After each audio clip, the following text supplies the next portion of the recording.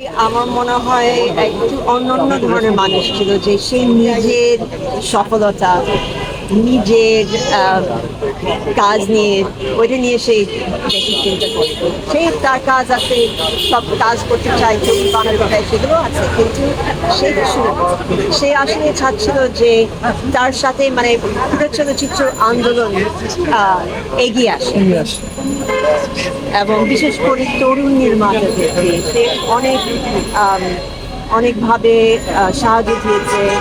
আম, অনেক তাদের জন্য সে কাজ করেছে, তাদের জন্য ভালো কাজ হয় সেইটাই তার চেয়েছে।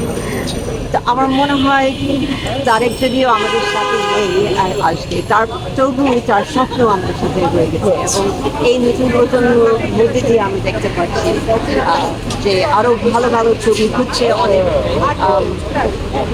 আরো অনেক উন্নতি হচ্ছে চলচ্চিত্র সংস্কৃতি বাংলাদেশে। তো সেইটা তারা কিন্তু দেখতে পাচ্ছে, অনেক খুশি। সেগুলো আমরা কিন্তু অনেক কিছু করে আসছি। আমরা যেমন কিছু কিছু মানে ছবির কাজ আমরা শেষ করলাম, তার সমস্ত ছবি আমরা কিন্তু বের করলাম ডিভিডিতে, এখন ডিজিটাল ফর্মে তারেক মাসুদ মেমোরিয়াল ট্রাস্টের মাধ্যমে এই কাজগুলো আমরা করে আসছি। আরো অনেক কিছু করার ইচ্ছা, কিন্তু আমার মনে হয় আরেকটা কথা আমি বলি, আমরা 4টা বই আমার বের করলাম তারেকের লেখালেখি।